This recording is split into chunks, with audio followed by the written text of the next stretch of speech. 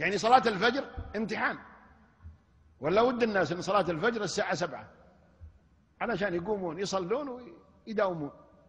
لا، صلاة الفجر الساعة 5. فيظهر هنا المؤمن يقوم 5، والمنافق لا، يقعد إلى الساعة 7 ويقوم. ليش يقوم؟ يقوم للدوام، بدليل أنه يوم الخميس والجمعة يقوم الساعة 12. فقيامة 7 ما هي لله، قيامة 7 عشان الدوام، وعلى هامش الدوام صقع على ركعتين ومشى. وفين يصقعك؟ عند الباب، عند الغرفة، يقول تلك صلاة المنافق، يقعد يرقب الشمس حتى إذا كانت بين قرني شيطان قام فنقر 4 لا يذكر الله فيها إلا قليلا. فصلاة الفجر ذي عنوان الإيمان، دليل الإيمان. لا تسأل أحد هل أنت مؤمن أو منافق، اسأل نفسك عن صلاة الفجر. فإن كنت من أهلها وبانتظام فاعلم أنك مؤمن، وليس بينك وبين الجنة إلا أن تموت. هنيئا لك.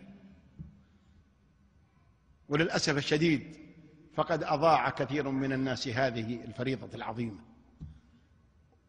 وتجد أن أقل عدد في المصلين في جميع مساجد الدنيا في صلاة الفجر. من يحضرها؟ أصحاب الإيمان الأصلي. أما التقليد هذا لا، يصلي الظهر يصلي العصر، بس إذا جت الفجر يبنشر ما يقوم يصلي. إيش فيك؟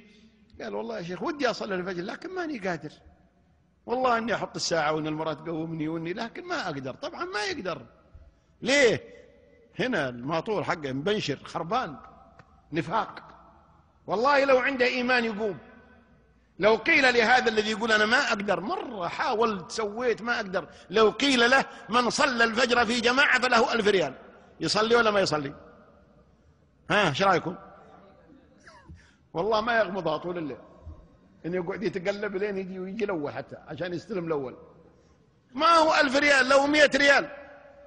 لو صدر امر الان انه لوحظ ان بعض الناس يتخلف عن صلاة الفجر، فقد تقرر صرف مكافأة يومية لمن صلى الفجر او صلى جميع الصلوات، كل صلاة عليها 100 ريال.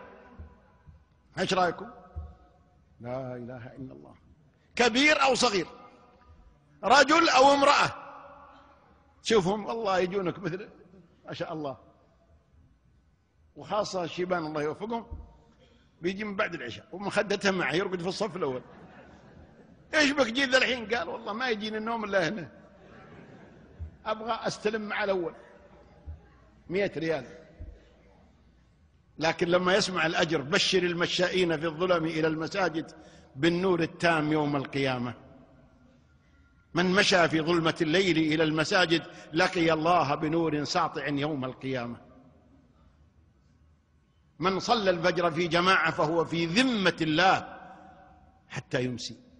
ذمة الله يعني في عهد الله وأمانه. ما تشتري ذمة ربك بركعتين تصليها وتعود ترقد.